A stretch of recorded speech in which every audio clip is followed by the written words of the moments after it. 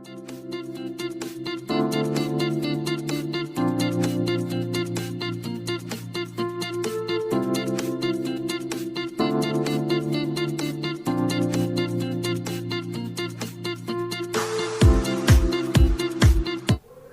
जी बच्चों, किवें हो सारे? उम्मीद करता ठीक होवोगे। बच्चों अज असीं तुहाडी साइंस की बुक का चैप्टर 12th इलैक्ट्रिसिटी स्टार्ट करन जा रहे हाँ, जिसका भाव है बिजली। बच्चों असीं देखते हैं बिजली का साडी हर रोज़ की जिंदगी दे विच बहुत ही महत्वपूर्ण स्थान है। असीं देखते हैं हस्पतालों के विच, घरां दे विच ते स्कूलों के विच बिजली की आम वरतों की जाती है। तो बच्चों इस चैप्टर में असीं पढ़ांगे बिजली की हुंदी है, एक किस तरह बनती है तो यह किस तरह फ्लो करती है। इस तो इलावा असीं कुछ बिजली का हीटिंग इफैक्ट भी पढ़ांगे तो कुछ इस दियां एप्लीकेशनस पढ़ांगे कित्थे कित्थे हीटिंग इफैक्ट अप्लाई हुंदा है। तो बच्चों स्टार्ट करते हैं। सब तो पहला टॉपिक है इलैक्ट्रिक करंट भाव बिजली धारा। बच्चों बिजली धारा की हुंदी है? बच्चों जिस तरह नदियां दे विच पानी वहदा है उस तरह ही जो साडा चार्ज है, जो साडे इलैक्ट्रॉन हैं, चार्ज दो तरह का होंदा है, पॉजिटिव ते नैगेटिव। पॉजिटिव चार्ज नूं प्रोटॉन कहते हैं, नैगेटिव चार्ज नूं इलैक्ट्रॉन कहते हैं।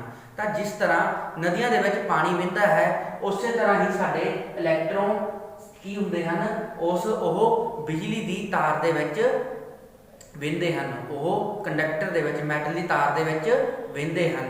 ठीक है बच्चों, तो इलैक्ट्रिक करंट की हुंदा है? It is defined as rate of flow of charge के किसी तार दे विच कितना चार्ज किन्ने समय लिए फ्लो करता है उसनूं असीं इलैक्ट्रिक करंट आखदे हाँ।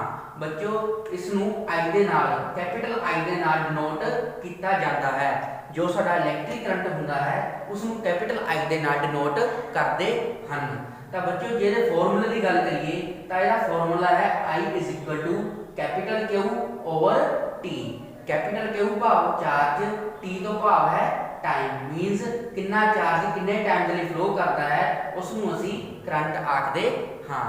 तो बच्चों इसके यूनिट की गल करिए तो इसके यूनिट हैं अंपीयर। इलैक्ट्रिक करंट के यूनिट हैं अंपीयर। जिस तरह असीं लेंथ नूं मीटर विच मापदे हाँ ते टैंपरेचर नूं तापमान नूं सैल्सियस च मापदे हाँ, उस तरह ही इलैक्ट्रिक करंट नूं अंपीयर दे विच मापिया जाता है। हाँ जी बच्चों, करंट के यूनिट 1 अंपीयर होंदे हैं। तो 1 अंपीयर करंट की हुंदा है? करंट के यूनिट अंपीयर होंदे हैं। तो जे आपां गल करिए 1 अंपीयर किस नूं कहांगे? 1 अंपीयर करंट वो करंट हुंदा है जदों 1 कूलम चार्ज, चार्ज के यूनिट की हुंदे आ कूलम, जदों 1 कूलम चार्ज साडा फ्लो करदा वा 1 सैकेंड के लिए किसी कंडक्टर के विचों। ठीक है बच्चों, जदों किसी प्रतिरोधक विचों 1 कूलम चार्ज फ्लो करता है 1 सैकेंड के लिए तो उसनूं असीं की आखदे हां 1 अंपीयर करंट फ्लो हो रहा है। तो 1 ampere is equal to 1 coulomb over 1 second. तो बच्चों अगे गल करते हैं डायरेक्शन ऑफ करंट की। करंट की दिशा किवें पता लगती है? तो बच्चों करंट की दिशा जिहड़ी हुंदी है वो ओपोजिट हुंदी है जिधर इलैक्ट्रॉन फ्लो कर रहे हुंदे हैं उस दिशा तो। जिद्दां देखो राजे आ कंडक्टर है, इस दे विच की हन इलैक्ट्रॉन्स हन, इस दे विच की सारे हन इलैक्ट्रॉन्स हन। ठीक है बच्चों, तो इस कंडक्टर नूं असीं कीता बैटरी नाल जोड़ता। बैटरी का एक सिरा पॉजिटिव होंदा है, दूसरा सिरा की होंदा है नैगेटिव होंदा है। जो एक सिरे ते पॉजिटिव दूसरे सिरे ते नैगेटिव चार्ज इत्थे तक पहुंचा तो आ इलैक्ट्रॉन हन ये पॉजिटिव वाल नूं मूव करनगे, इलैक्ट्रॉन किधर मूव करनगे पॉजिटिव वाल नूं, ते डायरेक्शन ऑफ करंट की होगी इदू ओपोजिट। ठीक है बच्चों, जो इलैक्ट्रॉन पॉजिटिव टर्मिनल वाल आउणगे क्योंकि इलैक्ट्रॉन ते चार्ज की होंदा है नैगेटिव, नैगेटिव टर्मिनल हमेशा पॉजिटिव वाल अट्रैक्ट होंदा है तो सारे इलैक्ट्रॉन की होंगे इस पॉजिटिव वाल नूं आउणगे, यानी कि इस डायरेक्शन में कौन फ्लो करेगा इलैक्ट्रॉन के करंट की होगा उदू ओपोजिट डायरेक्शन में फ्लो करेगा। इस तरीके नाल जो इलैक्ट्रॉन की डायरेक्शन होंदी है उस तो ओपोजिट डायरेक्शन में असीं करंट की डायरेक्शन लेंदे हां। हाँ जी बच्चों, नैक्सट है तुहाडा इलैक्ट्रिक पोटैंशियल डिफरेंस। बच्चों इलैक्ट्रिक पोटैंशियल डिफरेंस की हुंदा है? बच्चों असीं जदों भी किसी चार्ज नूं मूव करना हुंदा है तो तुहानूं बाहरों की करना पैंदा है, वर्क करना पैंदा है। ठीक है बच्चों, मान लो कोई एक चार्ज है प्लस क्यू, असीं इसनूं ए तो लैके बी तक लेके जाना है, प्लस क्यू चार्ज है, इसनों असीं ए तो बी तक लेके जाना है। ठीक है बच्चों, इसनों ए तो बी तक लेके जाना है तो सानू बाहरों की करना पवेगा, वर्क करना पवेगा। इसनों इत्थों ले जाने लिए की करना पवेगा, वर्क करना पवेगा। तो बच्चों इस चार्ज नूं प्लस क्यू नूं ए तो बी तक ले जाने दे लई कितना वर्क करना पिया, उसनूं असीं की आखदे हां, पोटेंशियल डिफरेंस। समझ लग गई बच्चों, जो किसी चार्ज नूं प्लस क्यू चार्ज नूं ए तो बी तक ले जाने लई सानूं बाहरों वर्क करना पैंदा है तो इसनूं असीं आखदे हां पोटेंशियल डिफरेंस। ये वर्क तां करना पैंदा है क्योंकि इस ए पॉइंट ते बी पॉइंट दे पोटेंशियल विच की हुंदा है, फर्क हुंदा है। ठीक है बच्चों, V का फॉर्मूला की है, work per unit charge. It is defined as electric potential difference की डेफिनेशन किस तरह है, it is defined as amount of work done in bringing a unit positive, in bringing a unit positive, unit तो भाव एक coulomb, एक in bringing a unit positive charge from one point to another. ठीक है बच्चों, एक point तो दूसरे पॉइंट तक जाने लिए किसी यूनिट पॉजिटिव चार्ज नूं कितना वर्क करना पैंदा है, उसनूं असीं पोटेंशियल डिफरेंस आखदे हां। तो बच्चों अगे गल करदे हां यूनिट दी। पोटेंशियल डिफरेंस नूं काहदे विच मापदे हन, वोल्ट जां joule coulomb inverse. Joule coulomb inverse किवें है, वर्क दे यूनिट की हुंदे हन जूल, ते क्यू दे की हुंदे आ कूलम। की बन गया जूल कूलम इनवर्स। तो पोटेंशियल डिफरेंस नूं वोल्ट भी कह दिंदे हन ते जूल कूलम इनवर्स भी कह दिंदे हन। जो बच्चों वोल्ट है, ये जो जिस साइंटिस्ट ने पोटेंशियल डिफरेंस ते काम कीता सीगा, जिस साइंटिस्ट ने ये पोटेंशियल डिफरेंस लभण विच मदद कीती सी, उसके नाम तो इसके यूनिट पे वोल्ट। तो बच्चों इस तुहाडा पोटेंशियल डिफरेंस। बच्चों साडा नेक्स्ट है इलैक्ट्रिक सर्किट। इलैक्ट्रिक सर्किट की हुंदा है बच्चों? बच्चों इलैक्ट्रिक सर्किट एक क्लोज्ड ते कंटीन्यूअस पाथ हुंदा है जिस दे विच साडा करंट फ्लो करदा है। जिस तरह बच्चों असीं कह सकते हैं साडे घरां विच जो वायरस हुंदियां हन, जो तारां हुंदियां हन, उन्हां विचों करंट की करदा है, फ्लो करदा है। ठीक है, वायर एक पॉइंट तो निकलती है तो दूसरे पॉइंट विच इंटर कर जाती है, तो उस सारे कंटीन्यूअस ते क्लोज्ड सर्किट नूं की कहंदे हन, इलैक्ट्रिक सर्किट कहंदे हन। ठीक है बच्चों, जिस दे विच साडा करंट फ्लो करदा है। तो बच्चों अगे आउंदे हन कंपोनेंट ऑफ इलैक्ट्रिक सर्किट, मतलब इलैक्ट्रिक सर्किट दे विच की कुछ हुंदा है। सब तो पहला वायर तो हुंदी है, इस तो इलावा असीं की देखते हैं इलैक्ट्रिक सर्किट दे विच होर की हुंदा है। जिस तरह असीं घरां विच देखते हैं साडीआं वायर्स दे नाल पक्खे जुड़े हुंदे हन, बल्ब जुड़े हुंदे हन। ठीक है, उस तरह ये की हन कंपोनेंट ऑफ इलैक्ट्रिक सर्किट हन। तां इन्हां दे कुछ सिंबल हन। असीं जे सर्किट दे विच बैटरी शो करनी है तां उस नूं असीं इस सिंबल दे नाल शो करदे हां।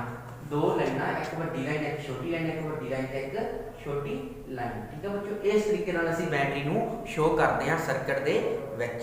सैकंड बच्चों जे बल्ब नूं शो करना है, मान लो सर्किट दे विच बल्ब लगा होया है तां बल्ब नूं शो करन दा आह सिंबल है। थर्ड बच्चे रजिस्टेंस हुंदा है, रजिस्टेंस बारे अगे गल करांगे। रजिस्टेंस नूं असीं इस सिंबल दे नाल शो करदे हां। फिर हुंदा है सैल। सैल नूं असीं किस तरह शो करदे हां, इस तरीके नाल सैल नूं शो कीता जांदा है। बच्चों एक हुंदा है एमीमीटर। एमीमीटर की हुंदा है? एमीमीटर वो डिवाइस हुंदी है जिस दे नाल असीं करंट नूं मैजर करदे हां। किसी भी वस्तु दे विचों कितना करंट गुजर रहा है उस नूं असीं एमीमीटर दे नाल मैजर मापदे हां। एक हुंदा है वोल्टमीटर। इस नूं पोटेंशियल डिफरेंस वेखण दे लई वरतिया जांदा है। कोई भी बैटरी साडी किन्ने वोल्टेज दी आ जां कोई भी सैल साडा किन्ने वोल्टेज दा है उस नूं असीं वोल्टमीटर दे राहीं मापदे हां। इन्हां दे उपर पॉजिटिव ते नेगेटिव टर्मिनल लगे हुंदे हन। पॉजिटिव वाले पासे तार लगा दी जाती है, नेगेटिव वाले पासे तार लगा दी जाती है, जो सानूं दसदी है एमीमीटर विच कितना करंट फ्लो हो रहा है। जे इसके सिंबल की गल करिए तो एमीमीटर एक डब्बा हुंदा है जिस दे विच एक सूई लगी हुंदी है ते इत्थे कुछ रीडिंग दित्ती हुंदी है ते यह सूई सानूं करंट बारे दसदी है कि तार दे विच भी कितना करंट फ्लो हो रहा है। यह सूई डिफ्लैक्ट कर जाती है तो सानूं करंट की रीडिंग दस दिंदी है। इस दे उपर रीडिंग दी हुंदी है 0.1 1.0 1.5 2.0 इस तरीके नाल रीडिंग दी हुंदी है। तो जो करंट फ्लो करता है तो यह जिस पॉइंट पे जो ये नीडल है खड़ जाती है उस पॉइंट से तुहानूं पता लग जाता है कि इस वायर विचों इन्ना करंट गुजर रहा है। इस तरीके एमीमीटर करंट दसदा है तो वोल्टमीटर वोल्टेज दसदा है। सो बच्चों ये सन कंपोनेंट ऑफ इलैक्ट्रिक सर्किट, जो कि इलैक्ट्रिक सर्किट दे विच कंपोनेंट अलग अलग चीज़ां वरतियां जांदियां वो ये चीज़ां हन। हाँ जी बच्चों, नैक्सट है साडा ओम्स ला। इसनूं ओम दा सिद्धांत भी आखदे हाँ। बच्चों ओम्स ला विच सब तो पहला ओम की है।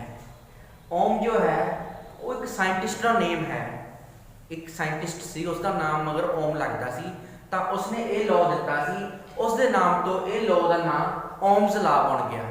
ठीक है बच्चों, नैक्सट गल करते हैं हम ओम ला कहता की है, ये की दसदा है सानू।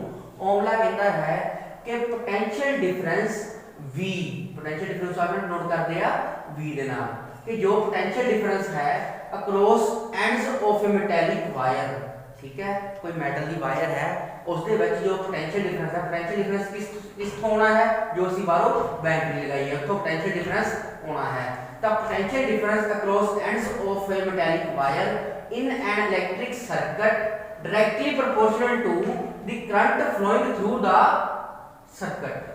मतलब राजी जो साडा सर्किट है उस दे विच जे असी बाहरों पोटेंशियल दे रहे हैं उसनूं, तां जिन्ना पोटेंशियल दे रहे हैं उन्ना ही उस सर्किट दे विच करंट फ्लो करेगा। ठीक है बच्चों, मान लो जे असी 1 वोल्ट की बैटरी दिंने हाँ तो 1 एम्पीयर करंट ही फ्लो करेगा। जे 2 वोल्ट की बैटरी दिंने हाँ तो 2 वोल्ट करंट 2 एम्पीयर करंट चलेगा। इस तरीके नाल जिवें जिवें असी पोटेंशियल वधा रहे हैं उस तरीके नाल ही साडा करंट भी वधेगा। ठीक है बच्चों, जे असी इस ग्राफ की गल करिए तो मान लो इधर नूं साडे कोले है V ते इधर है I। ठीक है बच्चों, इधर है, चलो इधर I ले लो, इधर है I, इधर है V। तो बच्चों जिस तरीके नाल असी